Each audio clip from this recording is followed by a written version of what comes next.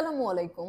সাম্প্রতিক সময়ে মিয়ানমারের রাখাইন রাজ্যে বেসামরিক লোকজনের জন্য ত্রাণ সামগ্রী পৌঁছে দিতে জাতিসংঘের অনুরোধে কিছু শর্ত সাপেক্ষে মানবিক করিডোর দেওয়ার নীতিগত সিদ্ধান্ত নিয়েছে বাংলাদেশ সরকার।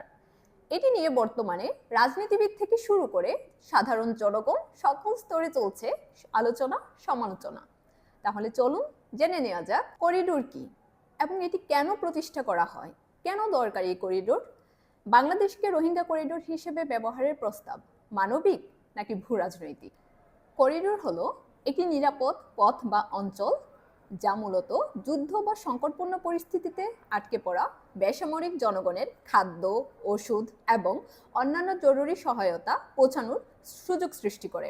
এটি সাধারণত যুদ্ধরত পক্ষগুলোর সম্মতিতে চালু হয় বা কখনো কখনো একপাক্ষিক সম্মতিতেও চালু হতে পারে, ওই দেশের সরকার প্রধানের সম্মতিতেও হতে পারে এবং এটি সম্পূর্ণরূপে আন্তর্জাতিক সংস্থাগুলোর তত্ত্বাবধানে পরিচালিত হয়। করিডোর অনেক ধরনের হতে পারে।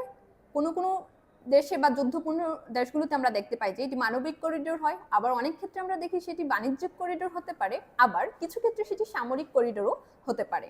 তো আমরা যদি বর্তমানে রাখাইনের দিকে একটু তাকাই তাহলে আমরা কি দেখতে পাই? মিয়ানমারে বর্তমানে চলছে সংঘাত।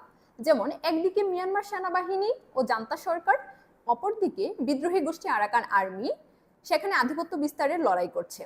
এই পরিস্থিতিতে রাখাইনে মানবিক সহায়তা পাঠানোর জন্য বাংলাদেশকে চ্যানেল হিসেবে ব্যবহারের প্রস্তাব এসেছে। এখন প্রশ্ন হচ্ছে, এটি কি নিছক মানবিক সহায়তার উদ্যোগ নাকি এর পেছনে বড় কোনো ভূ রাজনৈতিক পরিকল্পনা আছে? আমরা যদি ইতিহাসের দিকে একটু তাকাই তাহলে আমরা কি দেখতে পাই? যতগুলো যুদ্ধ বিধ্বস্ত কান্ট্রিতে বা দেশে হচ্ছে এই যে মানবিক করিডোর নামে যে করিডোরগুলো ব্যবহারের সুযোগ তৈরি করে দেওয়া হয়েছিল, অধিকাংশগুলো ক্ষেত্রে কিন্তু দেখা যায় সেখানে রাজনৈতিক স্বার্থ হাসিলের একটি বিষয় চলে আসে।